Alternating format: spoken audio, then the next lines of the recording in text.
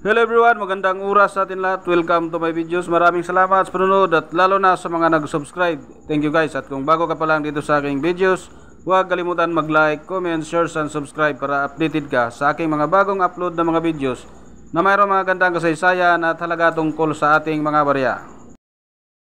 Guys, ito yung coins ng Netherlands. Mayroong taon na 1988 na tinatawag na 5 guilders.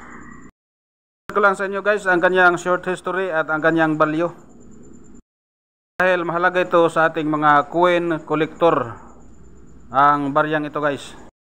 And values of 5 guilders ng Netherlands na mayroong taon na 1988. After the first few isolated issues in the low numbers under the kings William I and King William II. In the early 19th century, a gold 5 guilder coin was issued under the Queen Wilhelmina in 1912. 1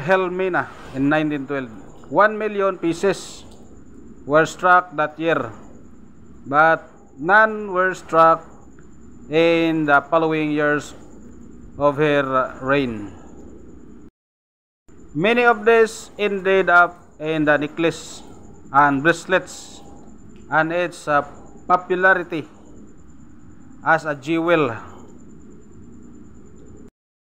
Jewel meant that imitations were made without the coin. The introduction of 5 guilder coin was first discussed and eventually approved in 1981. It would replace the 5 guilder note in circulation at the time. However, at the time, the Netherlands Bank or Central Bank of the Netherlands had a very large supply of these banknotes in stock. Thus, in order to prevent wasting them, it was decided to postpone the introduction at the coin for several years. The new coin had to fit in the current series. The Ministry of Finance reported it was to become gold colored and smaller than the guilders coin and thicker than the Rex, the Alder 2 1/2 guilder coin. It was introduced on 1 May 1988. In year 2000, commemorative 5 guilder coin was struck in the honor of the UEFA Euro 2000 in the Netherlands and Belgium. The 5 guilder coin was withdrawn from the circulation on 28 of January 2002 following the introduction of the euro. It remained tender to the exchange for the currency of the euro until January 1, 2007.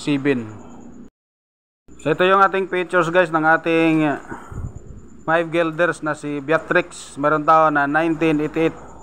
Ang issuer nito guys ay si Netherlands Queen Beatrix 1980 hanggang 2013. May type siya na standard circulation coin at ang kanyang year 1987 hanggang 2001.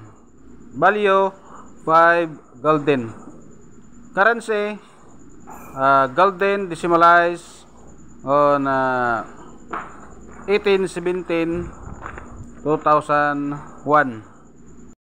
Pilipinas guys, nagkakalaga lang ito ng 28 pesos and 17 centavos. May composition siya guys na bronze plated nickel. Bronze plated nickel ang kanyang composition at ang kanyang timbang naman ay 9.32 grams.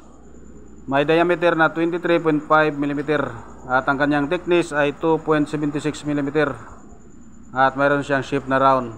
Technique ay mild orientation 9 o'clock ang kanyang orientation. Demonetized noong February 28, 2002. Mayroon siyang number na A number 1283 at ang kanyang reference number KM number 210. Ito yung ating obverse guys, ang portrait in the left profile of Beatrix of the Netherlands. Vertical inscription at the right. Meron siyang script na Latin, lettering Beatrix Koningin der Nederlanden. Translation, Beatrix Queen of the Netherlands. Ang gumawa nito guys, or ang engraver, si Bruno Ninnever van Ayven. Ito naman guys ang ating reverse W5G above and a date and a grid in the background. At ang lettering na G in denomination is abbreviation for the golden. Meron siyang script na Latin at ang kanyang lettering 5G 1988. Engraver si Bruno Ninnever van Ayven. Meron siyang edge na readed and scripted.